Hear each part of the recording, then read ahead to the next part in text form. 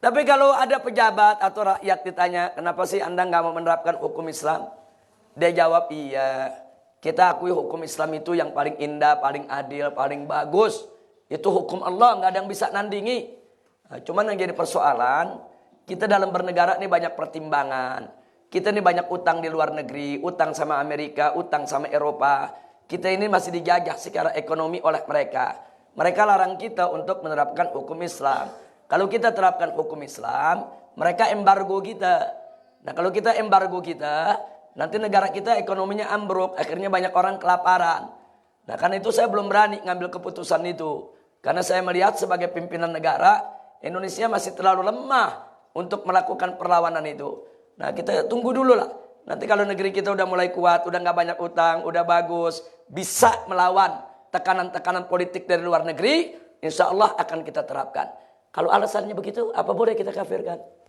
Nggak boleh. Tetap kita salahkan. Kenapa dia harus berlaku lemah terhadap orang kafir? Kita tidak benarkan itu sikap. Kita harus berani untuk melawan segala tekanan.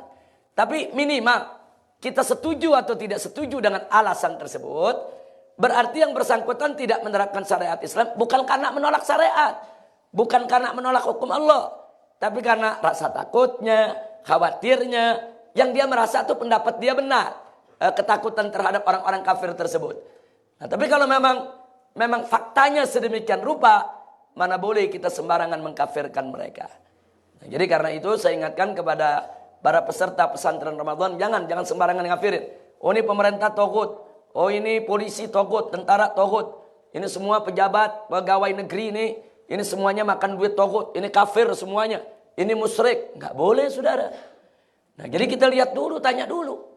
Nah, berapa banyak pejabat, saudara, yang mengakui kebenaran hukum Islam, yang ingin sekali syariat Islam itu diberlakukan, tapi mereka nggak punya kemampuan. Saya kasih contoh. Kemarin diceritakan oleh Said Hanif dalam kultum Ba'da Tarawih. Saudara, kelas Brunei. Nah, itu negara Brunei itu negara kaya. Negara yang nggak punya utang ke luar negeri, saudara. Nah, diumumkan oleh sang raja Sultan Brunei bahwa Brunei menggunakan syariat Islam. Begitu diumumkan, seluruh dunia, saudara, negara-negara di luar negara Islam mengecap. Inggris protes, Amerika protes, bahkan Inggris mengancam. Karena kemerdekaan Brunei dulu diberikan oleh Inggris. Saudara, ancaman-ancaman, saudara. Negara-negara Eropa ngancam, Amerika ngancam, PBB ngancam, saudara. Nah, bukan gampang untuk menerapkan syariat Islam, saudara. Jadi kalau Sultan Brunei ini kurang-kurang kuat, nggak didukung oleh rakyatnya, saudara, nah, dia nggak bakal bisa melaksanakannya. Buktinya sampai hari ini Brunei belum mampu melaksanakannya.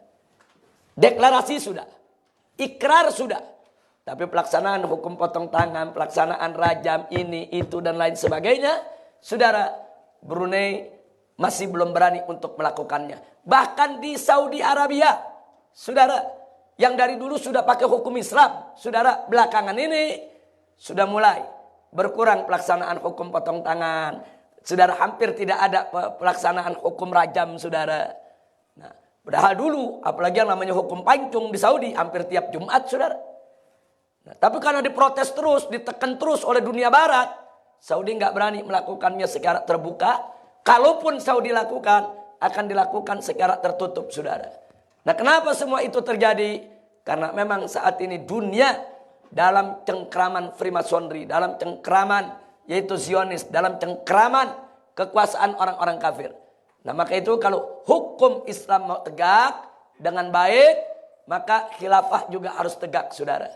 Nah, karena itu sekali lagi penegakan khilafah Islam di dunia Islam menjadi satu keniscayaan, tapi tentu saja perjuangannya harus sesuai dengan dasar-dasar yang diletakkan oleh Ahlus Sunnah wal